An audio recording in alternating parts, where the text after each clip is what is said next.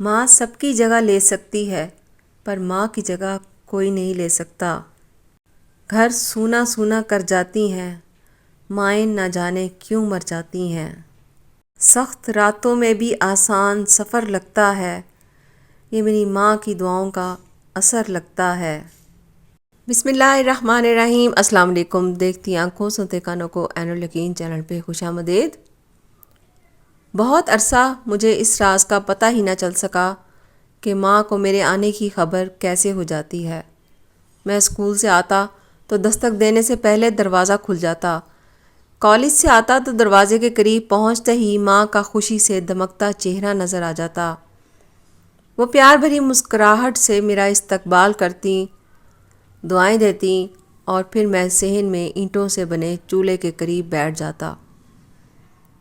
ماں گرما گرم روٹی بناتی اور میں مزے سے کھاتا۔ جب میرا پسندیدہ کھانا پکا ہوتا تو ماں کہتی چلو مقابلہ کریں۔ یہ مقابلہ بہت دلچسپ ہوتا تھا۔ ماں روٹی چنگیر میں رکھتی اور کہتی اب دیکھتے ہیں کہ پہلے میں دوسری روٹی پکاتی ہوں یا تم اسے ختم کرتے ہو۔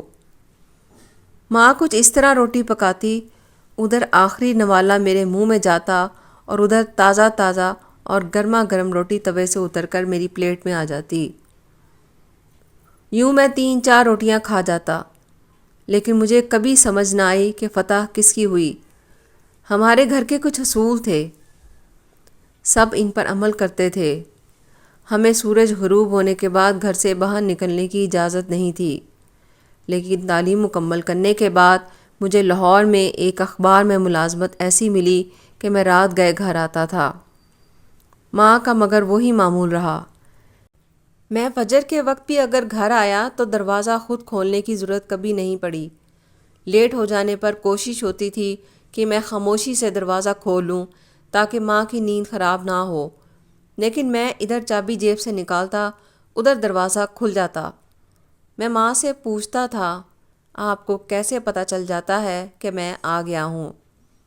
وہ ہنس کے کہتی مجھے تیری خوشبو آ جاتی ہے۔ پھر ایک دن ماں دنیا سے چلی گئی۔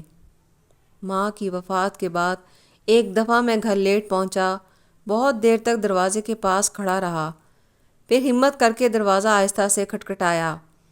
کچھ دیر انتظار کیا اور جواب نہ ملنے پر دوبارہ دستک دی، پھر گلی میں دروازے کے قریب اینٹوں سے بنی دہلیز پر بیٹھ گیا۔ سوچوں میں گم، نہ جانے میں کب تک دروازے کے ساتھ ٹیک لگائے بیٹھا رہا، اور پتہ نہیں میری آنکھ کب لگ گئی۔ بس اتنا یاد ہے کہ مسجد سے اذان سنائی دی۔ کچھ دیر بعد سامنے والے گھر سے امی کی سہیلی نے دروازہ کھولا۔ وہ تڑپ کر باہر آئیں۔ انہوں نے میرے سر پر ہاتھ رکھا اور بولی پتر، تیری ماں گلی کی جانب کھلنے والی تمہارے گھر کی کھڑکی سے گھنٹوں جھانکتی رہتی تھی۔ ادھر تو گلی میں قدم رکھتا تھا اور ادھر وہ بھاگم بھاگ نیچے آ جاتی تھی۔ وہ بولی پتر، تیرے لیٹ آنے، رات گئے کچن میں برتنوں کی آوازوں اور شور کی وجہ سے تیری بھابھی بڑی بڑبڑ کیا کرتی تھی، کیونکہ ان کی نیند خراب ہوتی تھی۔ پھر انہوں نے آبدیدہ نظروں سے کھڑکی کی طرف دیکھا اور بولیں پتر، ہن اے کھڑکی کدی نہیں کھلنی۔ کچھ عرصے کے بعد میں لاہور سے اسلام آباد آ گیا، جہاں میں 11 سال سے مقیم ہوں۔ سال میں 1-2 دفعہ میں لاہور جاتا ہوں۔ میرے کمرے کی وہ کھڑکی اب بھی وہیں موجود ہے، لیکن ماں کا وہ مسکراہٹ بھرا چہرہ مجھے کبھی نظر نہیں آیا۔ اللہ پاک ہر کسی کی ماں کو سلامت رکھے، آمین۔ ماں باپ کے سائے کی ناقدری مت کر اے نادان، دھوپ بہت کاٹے گی جب شجر کٹ جائے گا۔ جزاک اللہ۔